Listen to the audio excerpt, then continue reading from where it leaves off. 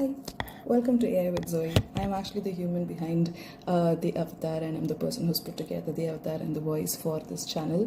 I got a few comments recently saying that the voice and the avatar does not travel consistently through the video, and hence I thought I will try and show up and see if it's making any difference. So welcome to my channel. This is me showing you actually what's happening and how I use AI tools in real life. It's quite appropriate to what I'm actually about to show you, because I'm going to be showing you about ChatGPT's new finance feature, and that feature has just shown up in the last 1 week and everyone's talking about it. So it shows about what are your blind spots about finance, and I'm going to try and do this in the most authentic way possible, so stay tuned. So 3 days ago, OpenAI launched something big, and ChatGPT now has a personal finance feature, and it's mostly for the US Pro users, so it's not yet come to the other parts of the world like Australia, Singapore, Canada, UK, etc. But I'm going to still show you how you can use that. And the US Pro feature can actually connect across actual banks, bank accounts across US, but it's still not available for the rest of the world yet. So my way is going to show you how you can actually use your bank accounts and details from that as transcripts that you can upload, and then on ChatGPT it will show you what are your finance behaviors and blind spots. But I also have some more that's in store for you. What the new finance feature on ChatGPT actually does is it allows the accounts of their users on Pro to be connected across almost 12,000 financial institutions, and they can ask ChatGPT any sort of questions. It could be very personal questions regarding their spending patterns, it could be generic budgeting advice, it could even be specific numbers. So this is actually a big AI finance movement in 2026, and most of the creators are already talking about it. So let's go. So here's the thing that nobody's talking about, right? It's actually only for US, so it's actually $100 subscription per month. So what are we going to do? And honestly, connecting a real bank account to any AI tools raises real questions. So today I'm going to try and show you 2 things. To get the same insights for free if you're anywhere in the world, and how can you do this under 10 minutes? Also, the part that genuinely surprises me is, what does your spending data actually speak about your professional blind spots? I analyze business data for a living: customer metrics, team data, business KPIs, and by looking at a set of numbers, I can almost immediately tell what the gaps are, what patterns mean, what needs to be changed. And here's what I realized this week: I have never once applied the same rigor to my own spending. So I did, and what it showed me about my professional blind spots and professional priorities are quite uncomfortable, but in a useful way. So here's exactly what you're going to do. You're going to open your bank app and you look for your last 30 days of transaction. What we need is that in a CSV format. Most of the banks everywhere in the world, Singapore, Australia, UK, Canada, they have this available, and you can actually export it or download it. And this file is what's going to come handy for you. I'm going to do this with you. So once you have the file, you open it and you'll see dates, descriptions, categories, amounts. And now this is important because you remove anything that is actually sensitive. So you just keep these 3 columns: dates, category, amount, and that's all that you need for the AI to work. Step 2. You're going to open ChatGPT. The free account is actually fine. You do not need Pro for this. Paste your clean CSV into this and directly into the chat. Then type this exact prompt: I'm a senior professional. Here's my spending data for the last 30 days by category and amount.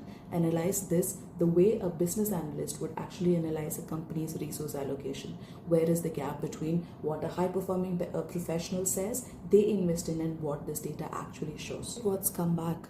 ChatGPT identifies that my food delivery spend across 30 days is significantly higher than my professional development spend. I think that I agree with that.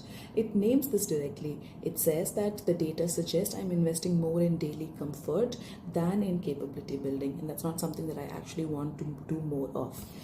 That's also not a budgeting note. That is a performance insight. So now I run second prompt. Based on this spending pattern, what does this suggest about how I am prioritizing my own professional development versus my day-to-day comfort spending?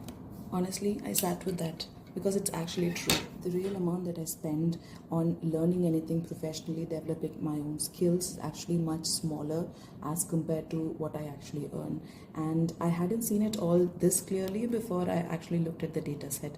Before your next performance review, before your next salary conversation, run this analysis based on your own spending and see what this actually shows. Does it show you that you're investing more in your next level, or are you actually funding more of your current comfort zone? Also, I had one more question, and I think this is not what everybody else does usually with ChatGPT. So this is the part that probably nobody else is using this tool for. I kept the spending data the same. I kept the same conversation. I even used the same ChatGPT window, but I shifted the lens completely. Typed this.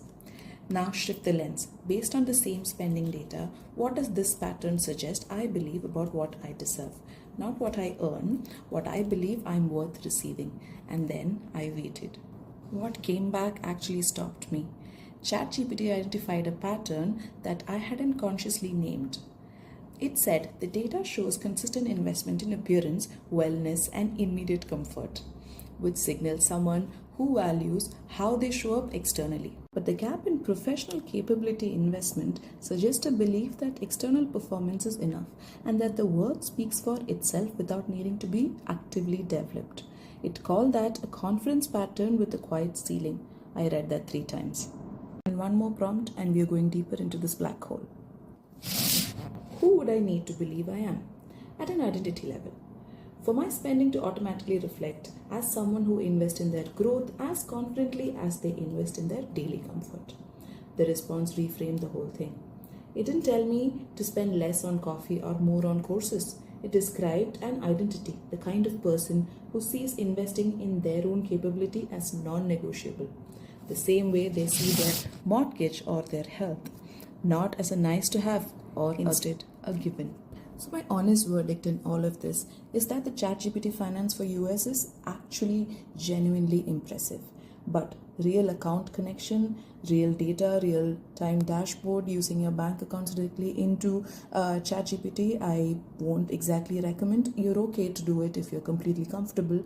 But for me, I still would do an export and then put it into ChatGPT finance to be able to predict any of these behaviors.